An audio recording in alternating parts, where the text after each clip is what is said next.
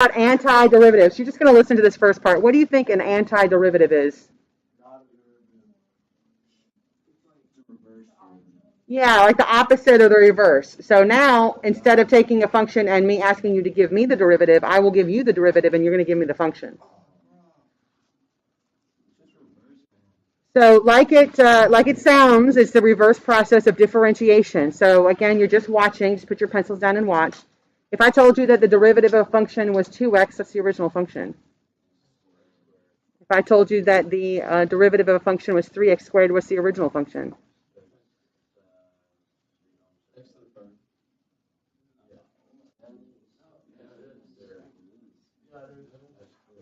X to the third.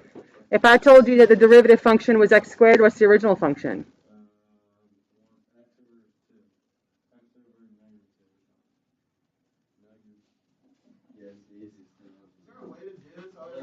Yes, I'm trying to see if you can figure it out, though.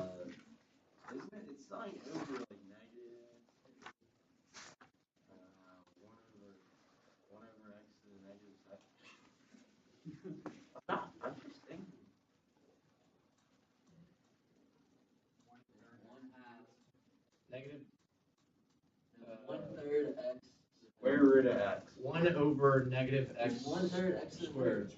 Wait, 1 over Square root negative x somewhere. to the negative 1. Wade and Ben got it. It's 1/3 x to the third. Right? Because if you were to do the derivative of that, you bring that 3 down to the front, which is going to cancel out the 1/3, and then you subtract 1 from the exponent, right? All right. So the thing is, though, and this is the first slide that you have in front of you, there are infinitely many functions whose derivative is x squared. 1/3 x cubed plus 2, 1/3 x cubed plus 100, 1/3 x cubed minus 7, right? So all I did was I just put a constant on the end of my expression, and you agree that the derivative of each of these functions is x squared? Okay. So the thing is that we were going to actually call the antiderivative of x squared 1/3 x cubed plus c, where c is the constant of integration. You're going to want to write that down. C is the constant of integration.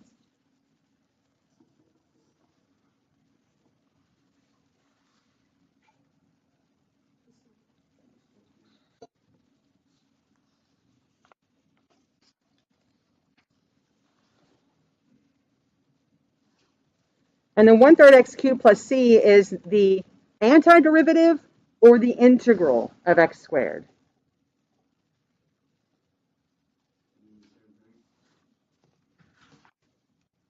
I'll answer that in just a moment.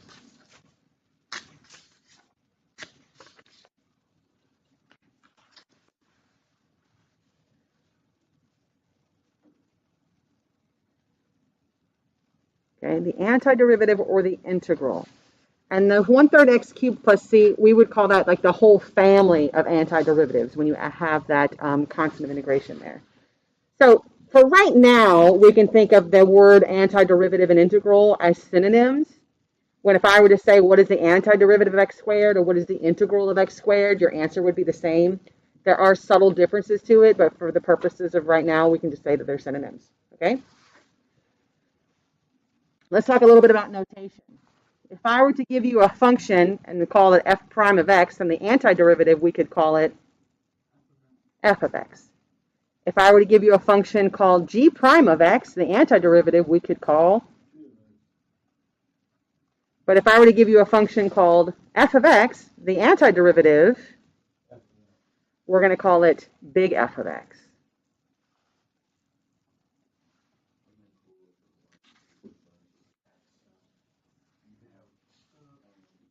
Or like an upside down F, like an upside down question mark or something, like in Spanish or something. I like it, Alan. I like it. So this is understood across the land of calculus that everybody understands that the antiderivative of lowercase f is going to be a capital F. My class this morning, somebody asked, well, what if the original function was called capital F of x? What's its antiderivative called? And I don't know. I don't have an answer for that. I think I would just change the name of the original function. Okay, a bit more about notation. What does that symbol look like to you? Like a music sign, kind of. Yeah, it does look like a music sign.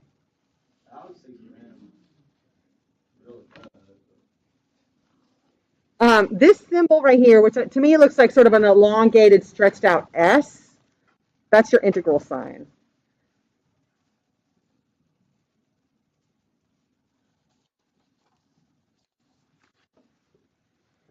That is your integral sign. So if you saw something written with the integral sign and then the f prime of x, and then you're going to have a dx as well. So this is read as the integral of f prime of x with respect to x. That dx, you can say dx, but it really means with respect to x. And right now, it might not seem like it has a lot of meaning to it. If your function were, instead of it being in terms of x, if it were in terms of time, like when we're doing velocity and position and acceleration, which we will do again, then it might be f of t, and then you would write dt. So basically, when you see that notation with that integral sign and then the dx, it's just another way of asking, what is the antiderivative of f prime of x? And you can just say f of x plus c. The c is your constant of integration.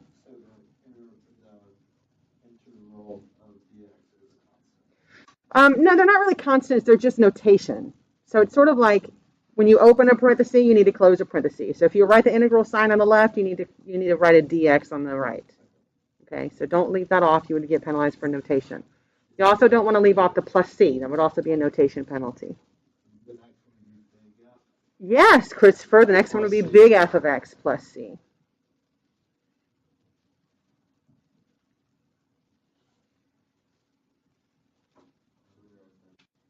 Yeah, that right in red is just how you would read it. So you could say the integral of f of x with respect to x. That dx can be thought of with respect to, or you can just say the integral of f of x dx, however you prefer.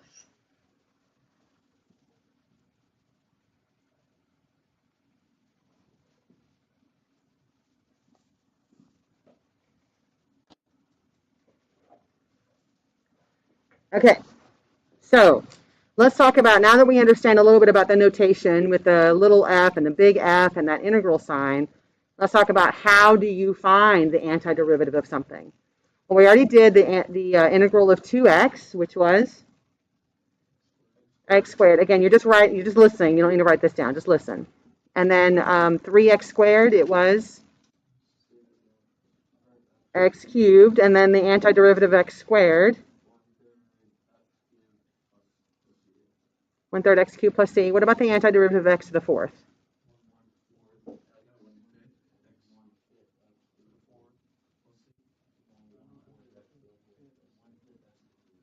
1/5 x to the fifth plus c. What about x to the 10th? Mm-hmm. X to the 76th. What about x to the 1/3?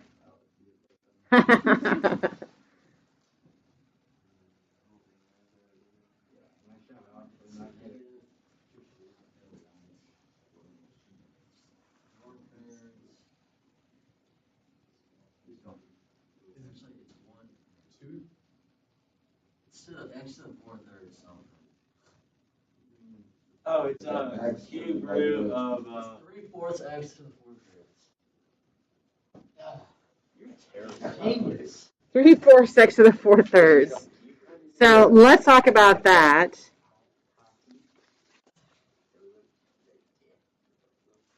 What's kind of annoying with that giant circle there in the middle? What if I do that? Does that do anything? Nope, not really. Okay, so when we did the x to the 76, what were you doing there to get its antiderivative? Okay.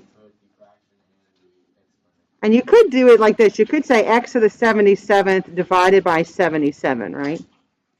So add 1 to the exponent divided by the new exponent. You agree that's the same thing as 1/77 times x to the 77th plus c. Hopefully. So we're just going to follow that same pattern. So you're going to add 1 to 1/3, which is 4/3. So x to the 4/3 divided by 4/3, and divided by 4/3 is the same thing as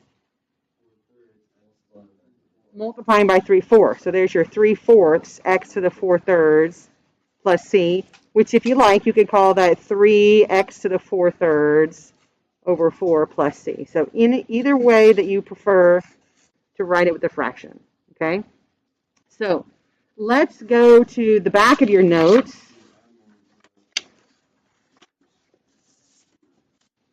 We talked about some integration rules. Integration rules! So the first one, we're just going to talk right now about the constant rule and the power rule, then we'll do some examples and we'll come back to the other ones. So for the constant rule, where k represents your constant, let's just think about this. If I had something like the integral of 8, let's not pick 8, let's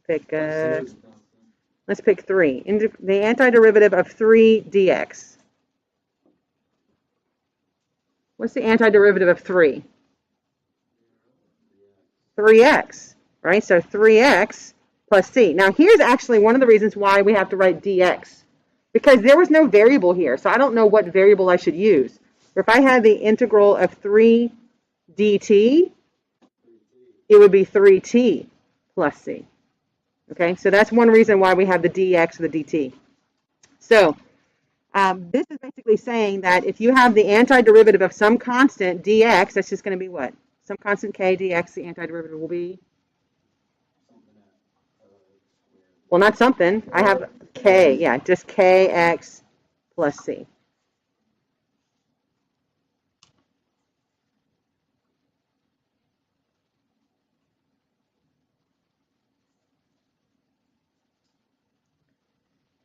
All right, and then the power rule, if we have x to the n, this is what we were doing over in this other slide. Where was it?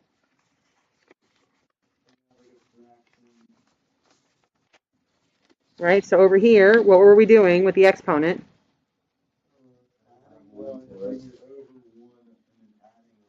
So if we have the antiderivative of x to the n, how can we write that?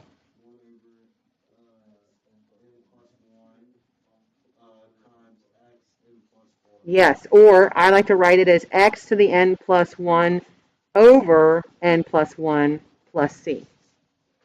And then over here, you can write, add 1 to the exponent.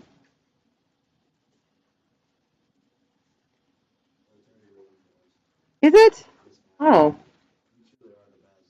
Well, Christopher, you're too much.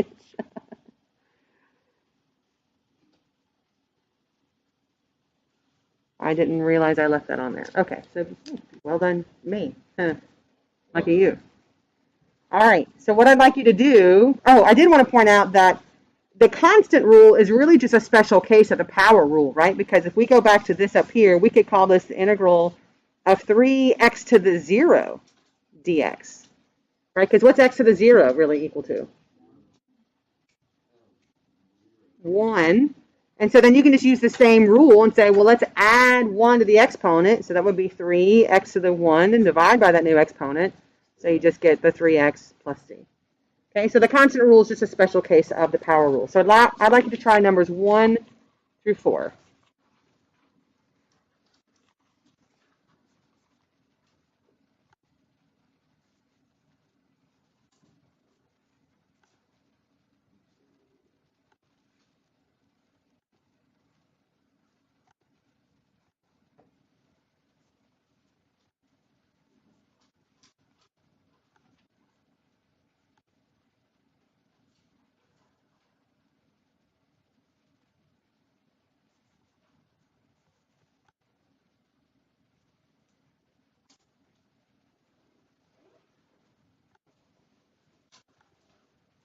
Oh.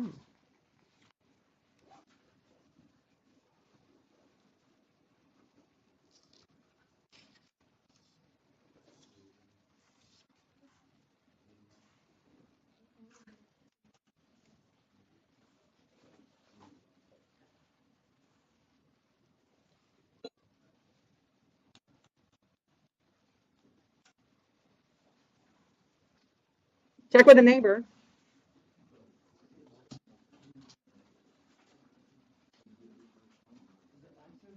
Wow, you only did the first one. What did Davis? What'd you get for number 3? I got 2/3 x to the 3 halves.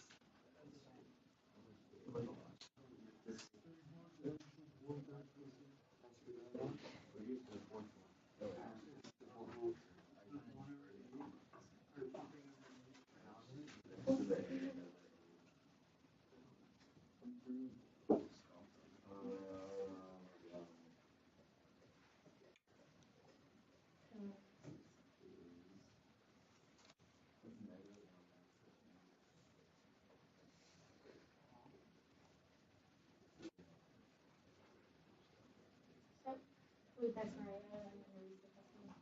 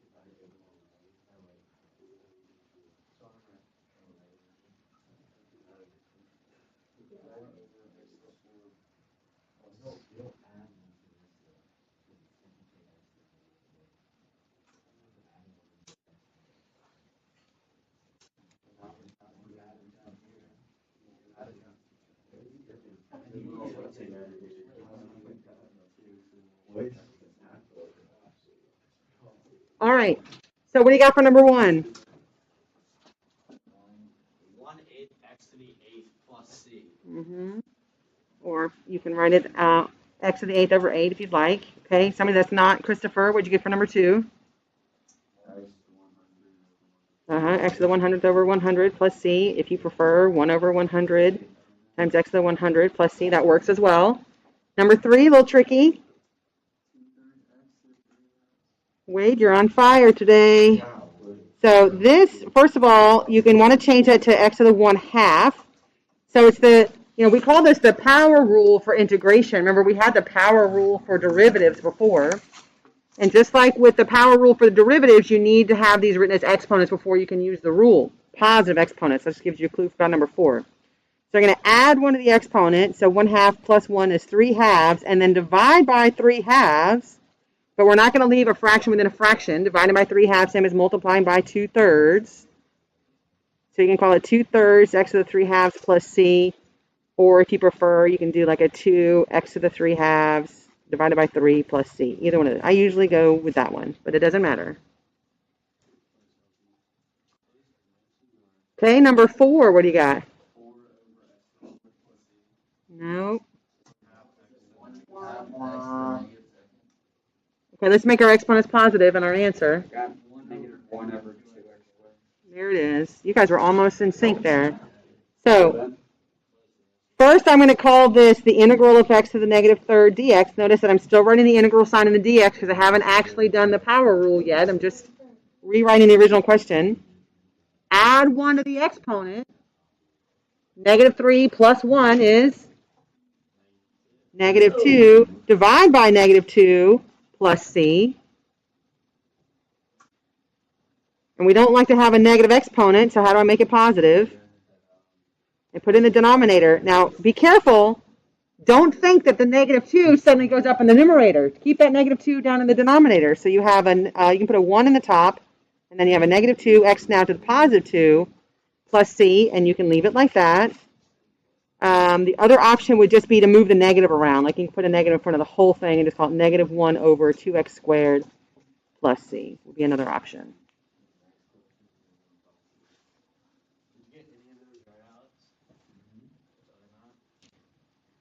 All right, how are we feeling about antiderivatives so far? Okay, great. So let's talk about properties of indefinite integrals. So we're back on the back of your notes. So there'll be more properties of definite integrals. Of course, you don't know now what makes an integral indefinite or definite, but we'll talk about that on Friday. But one of the properties, this is called your constant multiple property. So this k would represent some constant, and this property just says that you can pull that k on the other side of the integral sign and have k times the integral of f of x dx.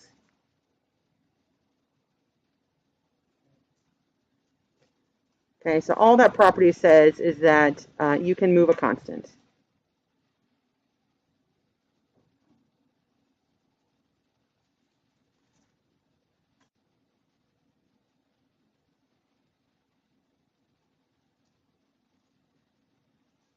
And then the sum difference property is just sort of like when we were doing derivatives and when we were doing limits. Remember, the derivative of the sum was the sum of the derivatives, and the limit of the sum was the limit of the whatever.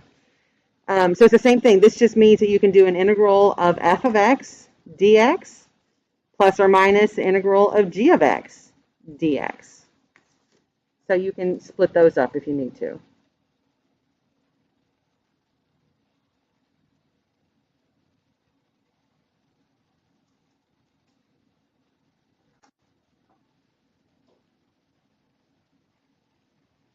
Okay, so we'll come back to those properties in just a minute when we talk about example 5. But first, let's go down here and do the rest of these integration rules. So we already have this one that was just kx plus c. This one was x to the n plus 1 over n plus 1 plus c. So let's talk about sine and cosine. Christopher says the antiderivative of sine is negative cosine. Do you agree?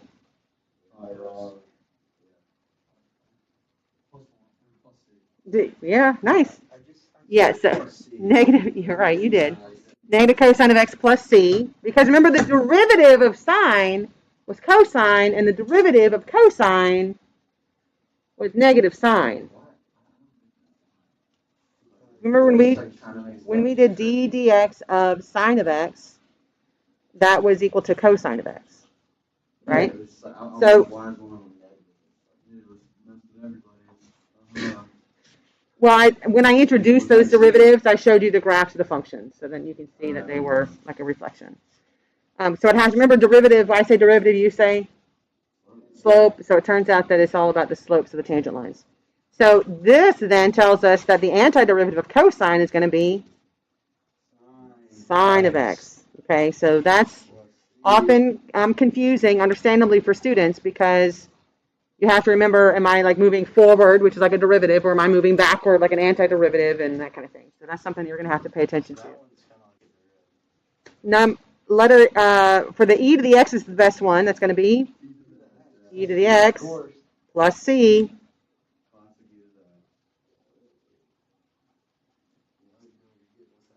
And then the antiderivative of 1 over x. Yeah, I gave you a clue there because it's called natural log. So that's going to be, technically, it's the natural log of the absolute value of x plus c. However, I am not going to penalize you if you don't put the absolute value bars. I'm not going to be that picky. The reason we put the absolute value bars is because, remember, with logarithms, you are restricted that you can only put a positive quantity inside of a logarithm. So we just put the absolute value bars there as like a safeguard. But again, I won't penalize you if you don't put the absolute value bars. Ben?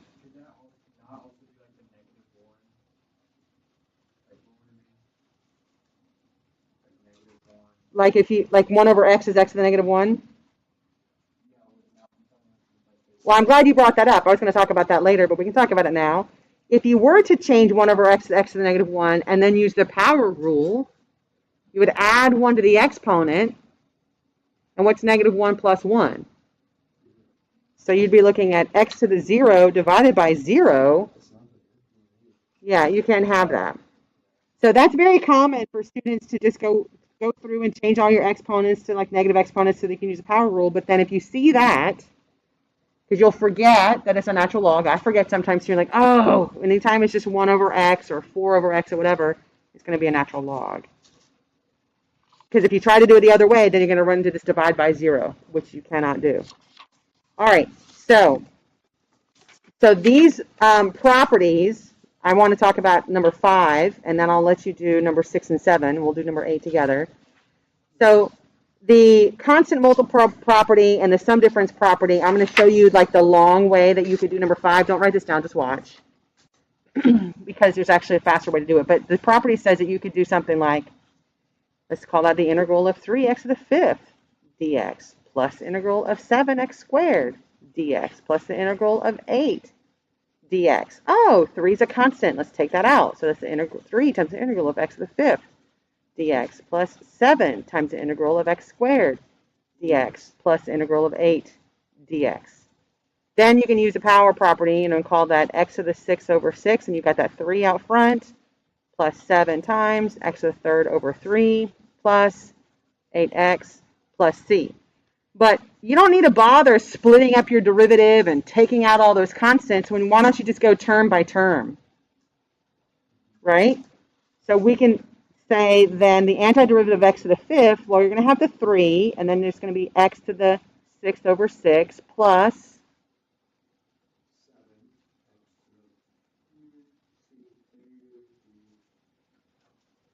plus 8x plus c. And then we can just clean up a little bit with the 3 and the 6 reduced to become what? So we can just call that x to the 6th over 2 if you like, or 1/2 x to the 6th, whatever you prefer. So you can do, and you'll get to the point where if you do this enough, you'll be able to skip some of these steps and reduce some of the reducing in your head. Okay, have a go with number 6 and 7. Mm-hmm.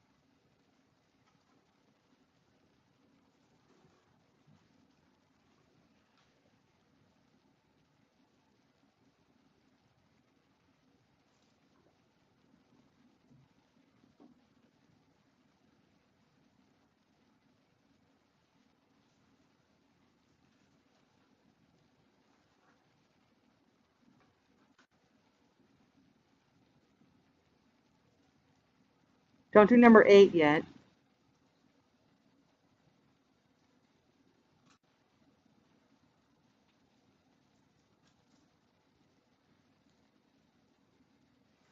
All right, let's talk about number 6. What's the antiderivative of 2x?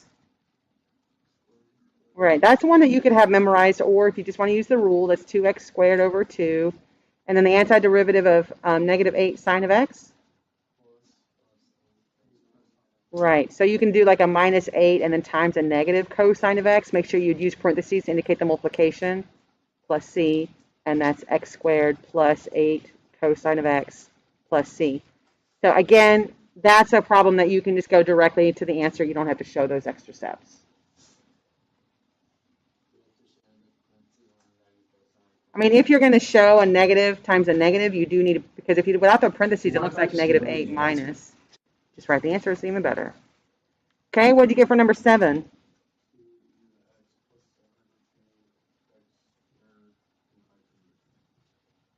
Okay, what do we think about the negative? Sort of. Right, minus 3 ln of x. Technically, use absolute value of x plus c.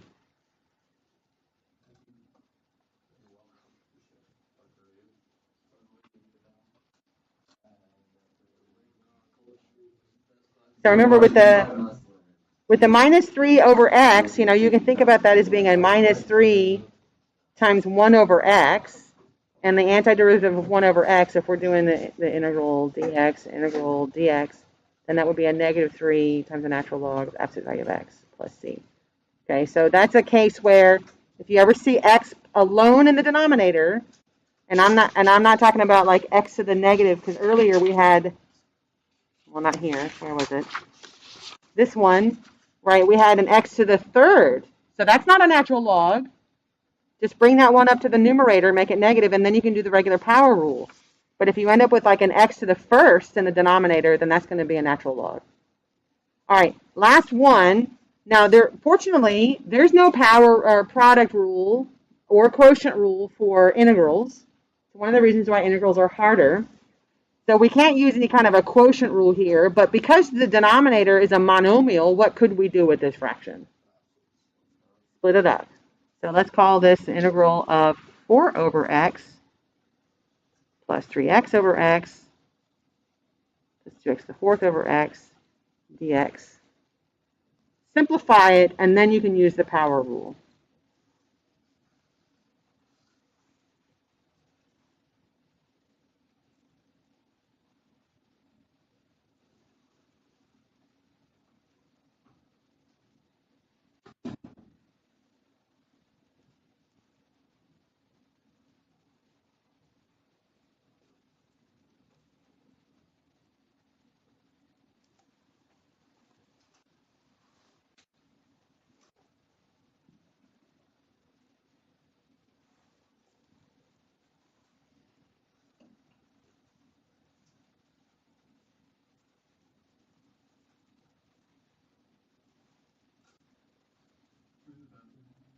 Yeah.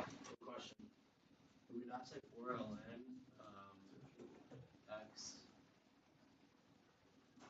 Well, I will. I haven't actually done the antiderivative yet.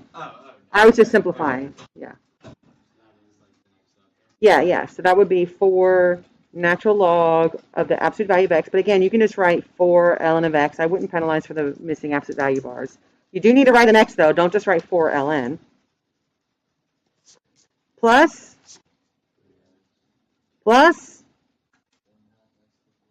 Yeah, so you can do like just a 2x to the fourth over 4 plus c, and then simplify it. So that's 4 natural log absolute value of x plus 3x plus x to the fourth over 2 if you prefer, or the 1/2 x to the fourth. So you can stop here. Or for fun, you could use the power property of logarithms and move that 4 up as an exponent and call that natural log of x to the fourth plus 3x plus x to the fourth over 2 plus c. You wouldn't need the absolute value bars anymore, because anytime you raise anything to the fourth power, it's just going to automatically make it positive. But most people don't do that. It's fine to leave it with the 4 on the front. All right. So that was like just an introduction to antiderivatives. Your homework is delta math. And